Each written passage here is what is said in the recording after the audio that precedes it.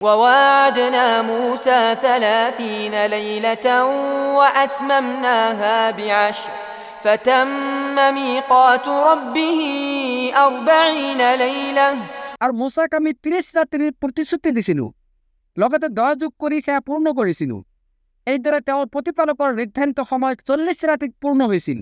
وقال موسى لأخيه هارون اخلفني في قومي وأصلح ولا تتبع سبيل المفسدين মুসাই তেওঁৰ ভাতৃ হাৰুনক কৈছিল, মোৰ অনুপস্থিতিত মোৰ সম্প্ৰদায়ৰ মাজত তুমি মোৰ প্ৰতিনিধিত্ব কৰিবা আৰু সংশোধন কৰিবা আৰু বিপৰ্যয় সৃষ্টিকাৰীসকলৰ পথ অনুসৰণ নকৰিবা। ولما جاء موسى لميقاتنا وكلمه ربه قال رب أرني أنظر إليك আৰু মুসাই যেতিয়া আমাৰ নিৰ্ধাৰিত সময়ত আহি উপস্থিত হ'ল আৰু তেওঁৰ প্ৰতিপালকে তেওঁৰ লগত কথা পাতিলে, তেতিয়া তেওঁ ক'লে, হে মোৰ প্ৰতিপালক, তুমি মোক দৰ্শন দিয়া, মই তোমাক দেখিম।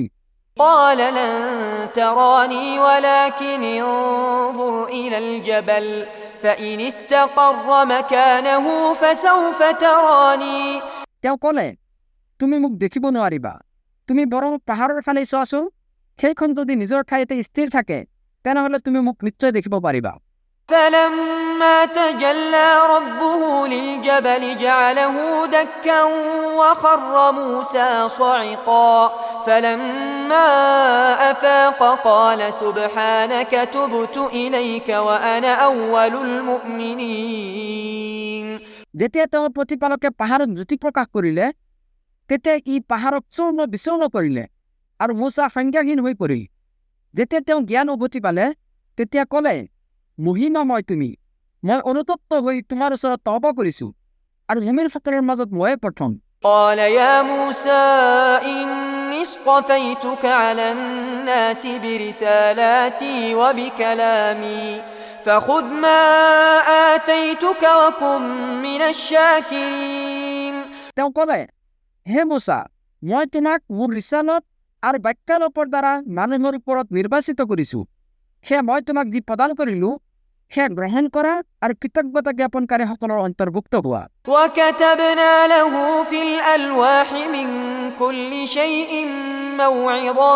موعظة وتفصيلا لكل شيء فخذها بقوة وأمر قومك يأخذوا بأحسنها سأريكم دار الفاسقين আৰু আমি তাৰ বাবে ফলকসমূহত সকলো বিষয়ে উপদেশ আৰু সকলো বিষয়ত স্পষ্ট ব্যাখ্যা লিখি দিছোঁ।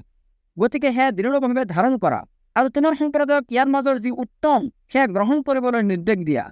মই অনতিপলমে ফাছিকসকলৰ বাসস্থান তোমালোকক দেখুৱাম। سأصرف عن آياتي الذين يتكبرون في الأرض بغير الحق পৃথিৱীত যিসকলে অন্যায়ভাৱে অহংকাৰ কৰি ফুৰে, সিহঁতক মই মোৰ নিদৰ্শনসমূহৰ পৰা নিশ্চয় আঁতৰত ৰাখিম। وإن يروا كل آية لا يؤمنوا بها وإن يروا سبيل الرشد لا يتخذوه سبيلا وإن يروا سبيل الغي يتخذوه سبيلا দৰাচলতে সিহঁতৰ প্ৰতিটো নিদৰ্শন দেখিলেও সিহঁতে ইমান পোষণ নকৰিব আৰু সিহঁতে সৎপথ দেখিলেও সেইটোক পথ বুলি গ্ৰহণ নকৰিব, কিন্তু সিহঁতে ভুল পথ দেখিলে সেইটোক পথ বুলি গ্ৰহণ কৰিব। এইটো এই কাৰণে যে সিহঁতে আমাৰ নিদৰ্শনসমূহক অস্বীকাৰ কৰিছে আৰু সেই সম্পৰ্কে সিহঁত আছিল অমনোযোগী। ذلك بأنهم كذبوا بآياتنا وكانوا عنها غافلين আৰু যিসকলে আমাৰ নিদৰ্শনসমূহক আৰু আখিৰাতৰ সাক্ষাতক অস্বীকাৰ কৰিছে, সিহঁতৰ কৃতকৰ্মৰ বিফল হৈছে। সিহঁতে যি কৰে সেই অনুপাতে সিহঁতক প্ৰতিফল দিয়া হ'ব। والذين كذبوا بآياتنا ولقاء الآخرة حبطت أعمالهم هل يجزون إلا ما كانوا يعملون আৰু স্মৰণ কৰা, মুছাৰ সম্প্ৰদায়ে তেওঁৰ অনুপস্থিতিত নিজৰ অলংকাৰেৰে এটা দামুৰি সাজিছিল, এটা দেহৰ দৰে প্ৰতিমা।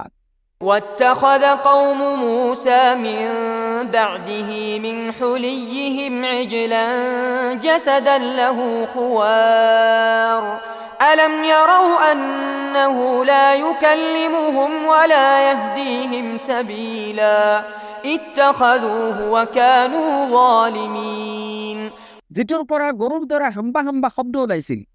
সিহঁতে চোৱা নাই নেকি যে এইটোৱে সিহঁতৰ লগত কথা ক'ব নোৱাৰে আৰু সিহঁতক কোনো পথৰ সন্ধানো দিব নোৱাৰে?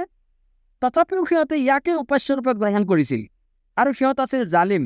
ولما سقط في أيديهم ورأوا أنهم قد ضلوا قالوا لئن لم يرحمنا ربنا ويغفر لنا لنكونن من الخاسرين।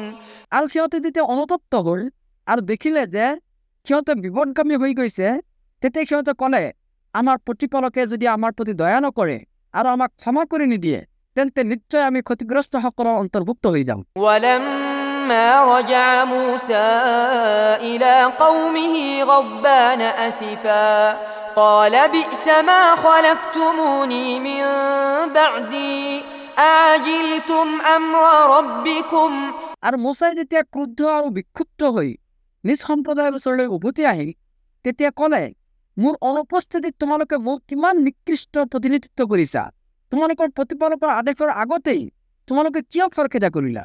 وألقى الألواح وأخذ برأس أخيه يجره إليه। এই বুলি তেওঁ ফলকসমূহ দলিয়াই পেলালে আৰু তেওঁৰ ভাতৃক চুলিত ধৰি নিজৰ পিনে টানি আনিবলৈ ধৰিলে। قال ابن أم إن القوم استضعفوني وكادوا يقتلونني فلا تشمت بي الأعداء ولا تجعلني مع القوم الظالمين। হাৰুনে ক'লে, হে মোৰ সহোদৰ, মানুহে মোক দুৰ্বল বুলি ভাবিছিল আৰু মোক প্ৰায় হত্যা কৰাৰ উপক্ৰম হৈছিল। সেয়ে তুমি মোৰ লগত এনে আচৰণ নকৰিবা যি আচৰণ কৰিলে শত্ৰুসকলে আনন্দিত হয়। লগতে মোক জালিমসকলৰ অন্তৰ্ভুক্ত বুলি নাভাবিবা। قال رب اغفر لي ولأخي وأدخلنا في رحمتك وأنت أرحم الراحمين। মোচাই আল্লাহৰ ওচৰত আবেদন কৰি ক'লে, হে মোৰ প্ৰতিপালক, মোক আৰু মোৰ ভাতৃক ক্ষমা কৰি দিয়া আৰু আমাক তোমাৰ ৰহমতৰ মাজত প্ৰৱেশ কৰোৱা, আৰু তুমিয়েই শ্ৰেষ্ঠ দয়ালু। إن الذين اتخذوا العجل سينالهم غضب من ربهم وذلة في الحياة الدنيا وكذلك نجزي المفترين। আল্লাহে ক'লে, নিশ্চয় যিসকলে দামীটোক উপাস্যৰূপে গ্ৰহণ কৰিছিল, শীঘ্ৰেই পাৰ্থিৱ জীৱনত সিহঁতৰ প্ৰতিপালকৰ ক্ৰোধ আৰু লাঞ্ছনা সিহঁতৰ ওপৰত আপতিত হ'ব। এইদৰে আমি মিছা ৰটনাকাৰীসকলক প্ৰতিফল দি থাকোঁ। والذين عملوا السيئات ثم تابوا من بعدها وآمنوا إن ربك من بعدها لغفور رحيم।